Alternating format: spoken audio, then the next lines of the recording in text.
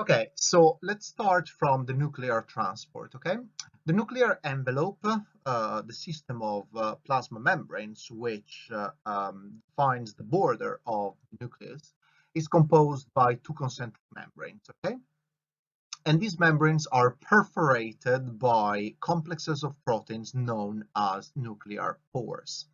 Now, it is important to know that the two membranes are not separated. There is not a solution of continuous between the two systems, but they do have a different protein compositions. The outer membrane is in continuity with the rough endoplasmic reticulum, and it contains ribosomes. You can see that happening, right? Because the DNA gets transcribed into mRNA, and the mRNA gets translated into proteins. And if these proteins have a signal sequence towards the plasma membrane, they will be translated over the rough endoplasmic reticulum, which is close to the nucleus. The inner plasma membrane contains, on the other hand, specific proteins which are involved into anchoring the plasma membrane to the chromatin. The chromatin, you know, is the complex of nucleic acids and proteins which composes the DNA and the nuclear lamina. So the proteins are imported into the nucleus, okay, because there are different proteins that regulate the expression of the DNA, such as transcription factors, while mRNA is exported outside of the nucleus. And this movement is regulated by this highly specialized and highly efficient structure known as nuclear pore complex. So the nuclear pore is very complex. It's a complex. So, of course, there's no limit to what we could discuss about here. So I will just give you a pretty quick overview with all the key information that you will need to remember in this stage. So a typical mammalian cells contains around between 3 and 4,000 nuclear pore complexes on their nuclei. We're talking about single nucleated cells, of course.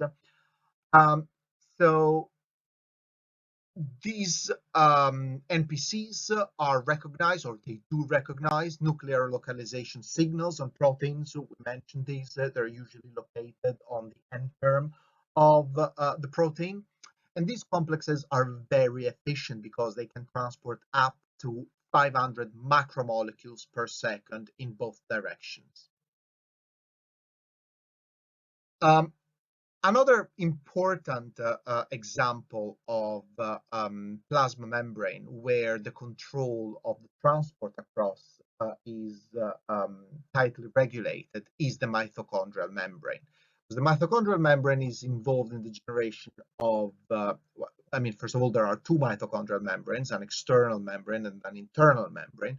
And the gradient, the proton gradient that is generated between the outside of the inner membrane and the inside of the inner membrane is used to generate ATP molecules by providing energy to the ATP synthase.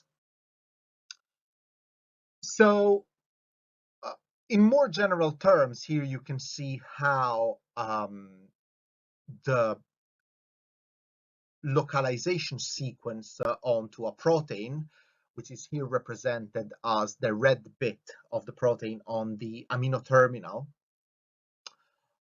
can localize the protein by literally just interacting with the relevant protein translocator. So the protein translocator is a membrane protein in itself, so it can bind a target as if it was a neurotransmitter or a neuropeptide. So the signal sequence on the amino term of the target protein binds the protein translocator, the inactive protein translocator.